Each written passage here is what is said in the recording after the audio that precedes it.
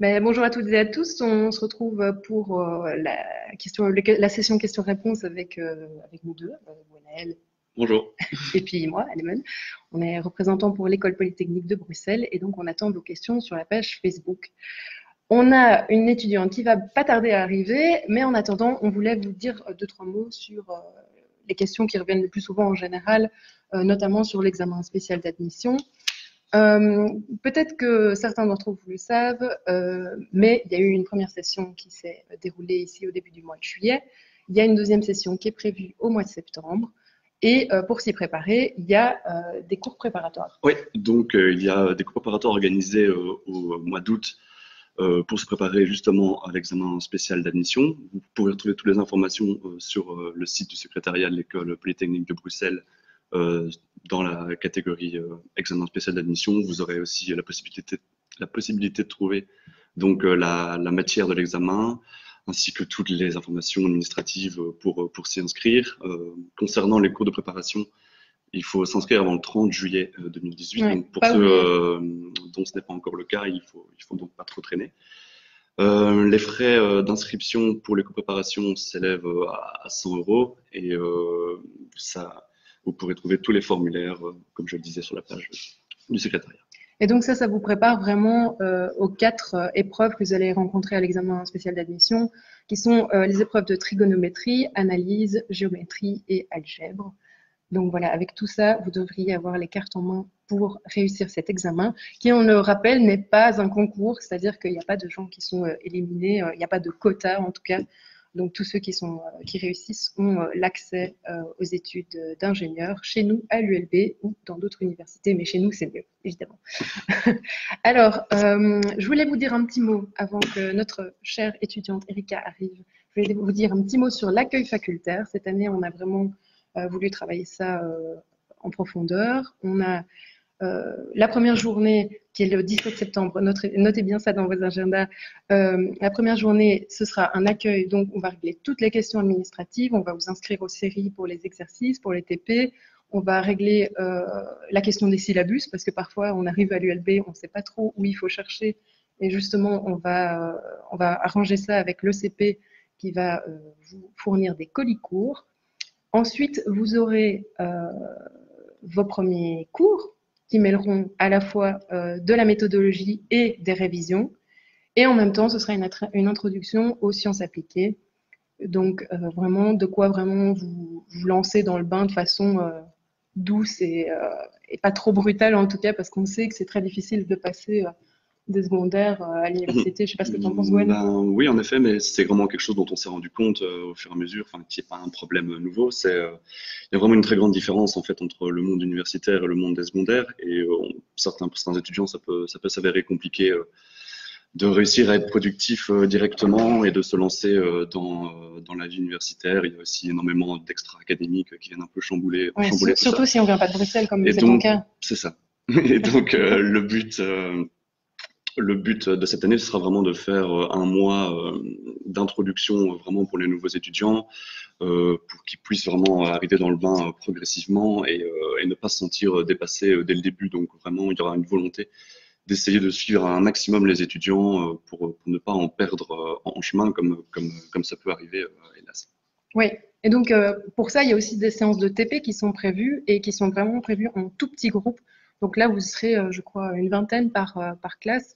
Donc c'est vraiment très peu et ça vous procure un encadrement optimal pour progresser dans la matière de façon sereine, quoi.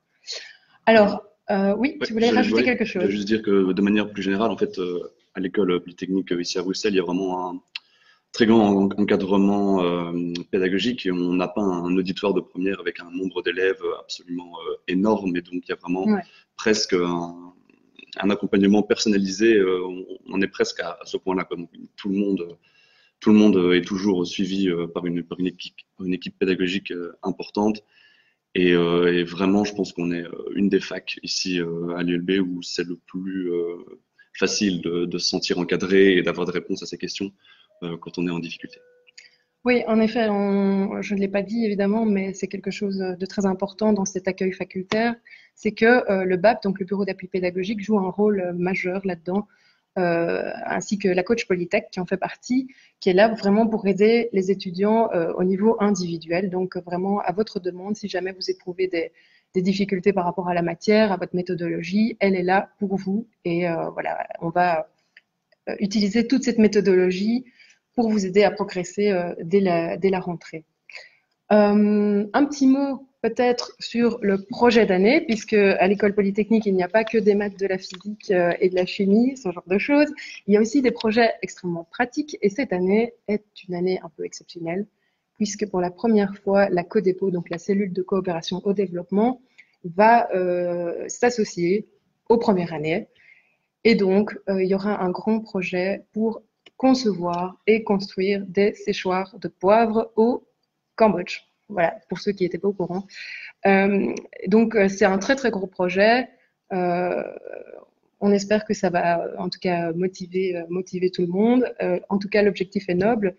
Le but de ces séchoirs de poivre, c'est d'apporter le renouveau économique à la région de Kampot. Donc, c'est une petite région au Cambodge qui a souffert des chambardements politiques. Et donc, le poivre qui pousse très très bien dans cette région pourrait être un peu la clé de la prospérité. Et donc, c'est pour ça que c'est un projet qui nous tient très à cœur, qui, j'espère, vous tiendra à cœur aussi. Voilà, c'est un projet humanitaire, aussi écologique, puisque ce sont des séchoirs de poivre à énergie solaire. C'est évidemment un projet pédagogique. Ben, en effet, il y a cette volonté en fait dans les études d'ingénieurs de devenir de plus en plus pluridisciplinaire et de former aussi des ingénieurs qui peuvent avoir même un aspect gestion ou vraiment directement un aspect de travail de groupe, de développer des compétences en dehors de juste des maths et de la physique, mais savoir travailler en groupe, développer ses langues, sa gestion de groupe et la manière de travailler ensemble de manière efficace. Donc, c'était vraiment une volonté de ce projet, de cette année, de faire quelque chose de très pratique et de pouvoir directement l'appliquer en situation réelle, comme ce sera le cas pour les étudiants qui pourront aller monter directement le projet qu'ils ont créé toute l'année à Kampot, au Cambodge. Oui, effectivement. Donc, à la fin de l'année, c'est prévu qu'une trentaine d'étudiants se rendent sur place pour construire les séchoirs de poivre avec l'Institut de technologie du Cambodge. Donc, voilà, une application ultra pratique pour le coup d'un projet. Aussi, petite chose à noter, c'est que donc, les étudiants de première année seront encadrés par des étudiants de master et donc voilà, on les lâche pas dans la nature, ils seront très bien encadrés et avec toute l'expertise que les étudiants ont pu développer au cours des années. Évidemment, les masters bénéficieront de cette expérience pour développer leur leadership et leur capacité de gestion ce qui est très utile évidemment dans la vie professionnelle, puisque c'est un petit peu le but des études aussi, c'est préparer à la vie professionnelle, ce que l'école polytechnique de Bruxelles fait très bien. Et j'ai une bonne nouvelle à vous annoncer, c'est que Erika vient d'arriver. Voilà, on va. Donc, bienvenue Erika, qui nous rejoint. Bonjour à tous, désolée pour mon retard. Donc voilà, déjà très contente que tu sois avec nous. Explique-nous un petit peu ton parcours à Polytech. Et alors, oui, tu as été diplômée très récemment, donc félicitations. Merci. Est-ce que tu peux nous expliquer alors ton parcours? Oui, donc j'ai commencé il y a 5 ans. En première année, je savais pas trop ce que je voulais faire. J'aimais bien les maths. Mon professeur m'avait dirigée vers ingénieur. C'était aussi une bonne opportunité pour moi qui aimait bien un peu tout, mais ne savait pas encore précisément. Contrairement à moi, c'était une personne qui savait déjà directement quelle option elle veut le faire. Et donc, j'ai commencé comme ça. En première année, j'ai vraiment simplement suivi les cours, un peu comme tout le monde. À partir de la deuxième, j'ai commencé un peu à m'intéresser à la fac. Et donc là, je suis rentrée dans le bureau étudiant et j'ai fait quelques actions dans ce cadre-là. Et puis, par la suite, en troisième, ça s'est encore accéléré. J'ai pris un poste d'élève assistante. J'avais eu l'occasion de faire une bourse d'initiation à la recherche, qui est aussi quelque chose de favorisé au sein de la fac. Et donc, c'est-à-dire qu'on va pendant 1 mois dans un service de la faculté. C'est un job étudiant, donc on est payé et on voit un peu ce que c'est la recherche. C'est ce que j'ai fait pendant l'été entre ma deuxième et ma troisième. En troisième, j'ai continué à m'investir au sein de la fac, aussi au sein du conseil facultaire, du bureau étudiant. Voilà principalement. Et puis après, le master commençait. Alors là, tu as choisi quelle option alors? Oui, donc déjà, il faut savoir en Polytech, on choisit d'abord une option en bachelier. Moi, j'avais pris l'option en électronique. Alors, je trouvais ça très intéressant, mais j'avais eu, on va dire, ma dose à ce moment-là. Et donc, j'ai changé un peu d'option. J'ai pris une option en informatique pour mon master. Ok. Et ça n'a pas été trop difficile, justement, ce changement Mais donc, les choses sont assez bien faites dans le sens où déjà, entre électronique et informatique, il n'y a pas tellement de différence. Il n'y a que 30 crédits au premier quadrimestre, enfin, en troisième qui sont différents. Et certains cours se regroupent. Donc, au final, globalement, c'était encore faisable. Et de plus, j'avais un peu la chance, on va dire, de partir en Erasmus en la première partie de ma première master, ce qui faisait que j'avais un peu plus de flexibilité sur les cours que je pouvais prendre. Et donc, j'ai pu prendre des cours que j'aurais dû prendre en troisième lors de mon Erasmus, ce qui m'a permis de rattraper certaines des bases que je n'avais pas obtenues. Il y a d'autres gens qui ont fait l'échange sans faire d'Erasmus et il n'y a pas eu non plus de problème particulier. De manière globale, voilà, tout est rattrapable parce que tout est expliqué généralement quand même dans le rappel des cours qui font appel aux compétences qu'on a acquises en bachelier. Donc ça, c'était pas un gros problème, mais je trouvais que c'était quand même intéressant de pouvoir se réorienter parce que, comme je l'ai dit, je le savais pas dès le départ. Oui, et ici, voilà, je trouvais ça très chouette d'avoir cette première base et puis aller voir l'informatique m'intéressait un peu plus. Et donc, du coup, comme je l'ai dit, j'ai eu l'occasion de faire un échange. Moi, j'ai été à Vancouver au Canada. C'était chouette. Une belle expérience, c'est un peu les universités type américaines, etc. Donc, c'était assez chouette. Et puis, je suis revenue au deuxième semestre où là, j'ai repris ma scolarité normale au sein de l'ULB. Là, j'ai participé à de nouveau, donc j'étais toujours au conseil facultaire, au bureau étudiant. J'ai également beaucoup de choses en même temps, en fait. Hein. Oui, j'aime bien être occupée, on va dire.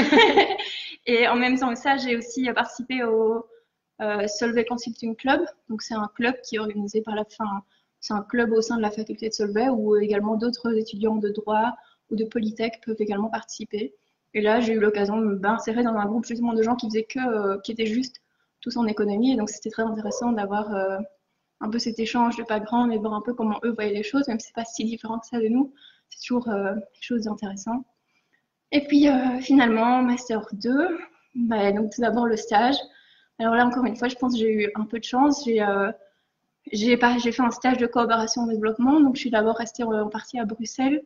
Et puis j'ai eu l'opportunité d'aller à Kinshasa pendant 3 semaines pour implémenter ce que j'ai fait. Alors la société dans laquelle je travaillais m'aimait beaucoup, donc j'ai continué à travailler chez eux pendant l'année en tant que job étudiant. C'est très positif d'avoir un job étudiant qui n'est pas juste caissière chez Deleuze, même si je ne remets pas ça en cause, mais c'est quelque chose de valorisant en tout cas dans ses études. Et après, le mémoire, de même, j'ai continué dans la coopération développement.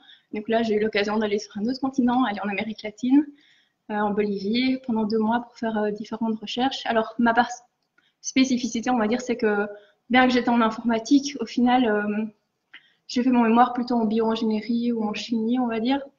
Mais c'est quelque chose qui est aussi valorisé au sein de l'école polytechnique où on peut faire son mémoire dans n'importe quelle filière qu'on aime bien, tant que ça reste quelque chose quand même dans l'ingénierie, parce que, comme on le dit, au final, on est ingénieur civil en quelque chose, mais c'est quand même l'ingénierie qui prime au début. Puis c'est quand même la moitié de notre cursus aussi qui est vraiment juste l'ingénierie globale, quoi. Oui, pluridisciplinaire. Exactement. Donc c'est très pluridisciplinaire et en même temps, tu as voyagé à travers le monde entier, quoi. Oui, oui. Et je n'ai même pas mentionné, il y a aussi possibilité de faire des summer schools et des choses comme ça. Ouais. Moi, j'en ai fait 2 aussi, donc on peut voyager en Europe. Enfin, si on se met les moyens pour le faire et avec l'aide de la faculté, il y a toujours moyen vraiment de prendre pas mal d'opportunités. C'est une question de vouloir un peu. Ouais. En tout cas, il y a de quoi faire, ça c'est sûr. Et pour revenir à ta première année, comment est-ce que tu t'es sentie en arrivant à l'école polytechnique de Bruxelles? Est-ce que tu as remarqué quelque chose de particulier? Mais donc, moi, je venais pas du tout de Bruxelles, j'avais pas fait prépa maths, et donc du coup, j'étais un peu surprise quand je voyais que tout le monde se connaissait, et j'étais là, ah, ok, moi je connais personne ici. Et au final, en fait, ça s'est fait un peu naturellement parce qu'on a des groupes de TP qui restent les mêmes tout au long de l'année. Et donc, du coup, au sein de ces groupes, on se fait forcément des amis très proches. Et donc là, c'est là que j'ai fait vraiment mes premiers amis. Après, en deuxième année, les groupes sont différents et donc on change un petit peu d'amis. Et ça permet un peu de rencontrer différentes personnes au fur et à mesure de l'année. Et donc, oui, à partir de ma deuxième, j'ai vraiment eu tout mon groupe d'amis qui est resté le même maintenant depuis le début, malgré tous les Erasmus et le fait que tout le monde n'était pas là. Mais donc, en tout cas, au sein de l'école, je me suis bien sentie, quoi. Ça, c'est sûr. Et justement, une petite question de piège, ça fait quoi d'être une fille en Polytech? Est-ce que c'est difficile? J'imagine que ça dépend un peu des gens. Moi, j'ai toujours bien aimé être entourée de garçons. Je trouvais ça plus facile de communiquer, etc. Donc, c'est chouette. Et en tant que fille, on est un peu unique aussi. Donc, on va dire que c'est chouette parce que parmi tous les autres, c'est sûr qu'on nous voit. Après, on n'est pas non plus seul. Il y a quand même, je sais pas combien, mais il y a quand même, j'ai plusieurs amis en Polytech également. Et donc, on se retrouve pas tout seul. Ça, il n'y a pas de tracas à se faire non plus pour ceux qui ont peur. Tu lis les commentaires, oui. C'est bon. Faut pas être impressionné. Oui, non, j'ai des amis qui s'amusent. Oui, donc du coup, fille en Polytech, oui, ça fait peur, mais bon, par exemple, même au sein du bureau étudiant, les années où moi j'y étais, le bureau, enfin, la majorité des gens étaient des filles. Au final, on voyait qu'elles étaient fort impliquées dans la faculté. Et donc, du coup, on se sent pas non plus seul, quoi. Voilà. Ok, parfait. Est-ce que... Pardon, désolée. Par rapport à la matière, est-ce que... on entend souvent qu'il y a parfois trop de maths, trop de physique. Qu'est-ce que tu en penses? Trop de maths, trop de physique, bah, il y en a, on va pas se mentir. Hein. La première année, probablement, est celle où il y a le plus de maths et de physique. Après, personnellement, autant la physique, j'ai trouvé que c'était un cours globalement pas spécialement simple à aborder. C'est quand même le cours qui m'a le plus intéressé parce que c'est aussi celui qui nous permet de comprendre le monde. Et il y a des choses parfois où je suis dans la vie réelle et je me dis, oh, ça, il y a 5 ans, je n'aurais pas compris ce qui se passait. Et maintenant, je m'en rends vraiment compte de quoi on me parlait, quoi. Donc, je trouve ça vraiment bien. Après, au niveau des maths, oui, il y en a beaucoup aussi. Est-ce que je sais encore faire les cours de bachelier? Je ne vous promettrai pas là-dessus. Mais je pense que ça forme énormément l'esprit et c'est vraiment ça que moi, je retiens de mes études, c'est que ça m'a formé un esprit vraiment très rigoureux, scientifique et qui me permet vraiment d'apprendre des choses par moi-même. Et voilà. Après, bon, moi, ça me dérangeait pas dans l'absolu les maths. Bon, puisque tu aimais ça à la base, ouais. Oui, j'aimais ça. Après, je pense que j'ai peut-être un peu moins aimé ça par la suite. Je ne vais pas le mentir parce qu'on en a beaucoup et c'est plus abstrait pour certains cours, etc. Mais il y a certains cours que j'ai trouvé très fun et très chouettes, d'autres un peu moins. Mais c'est comme dans toutes les facultés, j'imagine, où on n'a pas toujours, on n'a pas tous les cours qu'on rêve, dont on rêve, mais la majorité, en tout cas, ça m'a pas déplu, quoi. Et bon, il faut dire aussi on n'est pas en maths pure, quoi. On est quand même en sciences appliquées. Donc les cours, on nous donne quand même des exemples d'applications, etc. Oui. Et justement, pour parler plutôt de l'aspect pratique, parce qu'on l'a un petit peu évoqué tout à l'heure en parlant du nouveau projet de l'année prochaine au Cambodge. Toi, c'était quoi ton projet et qu'est-ce que tu as fait? Alors, une Steadicam, donc c'est un peu comme enfin, je sais pas si tout le monde voit ce que c'est, mais c'est un support dans lequel on met une caméra, comme une GoPro par exemple, et quand on bouge, l'idée c'est que la caméra ne bouge pas, quoi, ou que, en tout cas, les mouvements soient fortement amortis de manière à ce que ce soit pas saccadé comme ça, mais que ça bouge de manière beaucoup plus fluide et que ce soit plus joli. Et donc ça c'était dès la première année en fait. Voilà, c'est ça. Première année, on nous met en groupe ça dépend les années, environ 6-7. Et puis voilà, il faut se débrouiller avec les compétences de tout le monde et l'envie de tout le monde de faire certaines parties plus en profondeur que d'autres.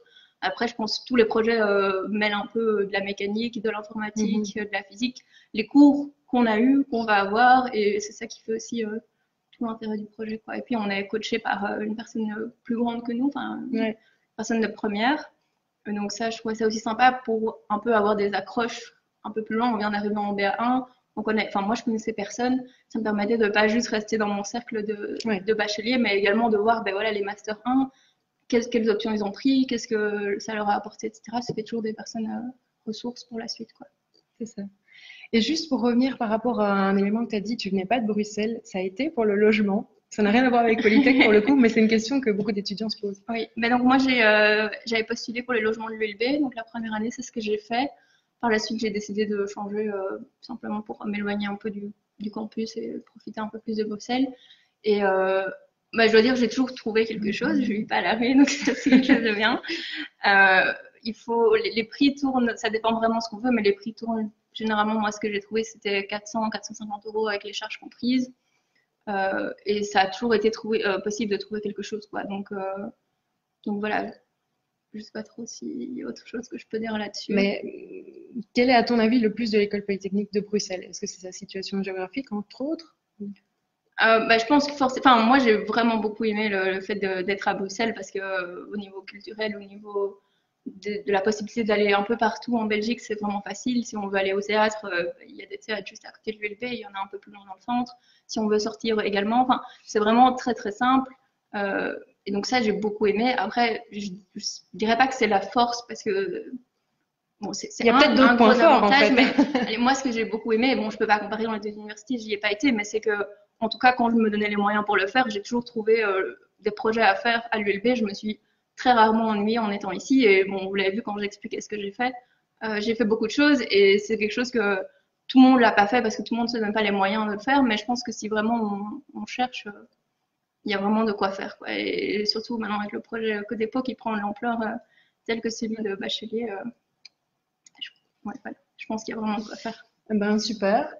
Eh bien, je pense qu'on va arrêter le live maintenant. En tout cas, ben, merci pour votre participation et d'avoir regardé. Et on vous dit peut-être à une prochaine fois, qui sait. En tout cas, merci Erika d'avoir été avec nous. Merci à vous. Et bonne fin d'après-midi.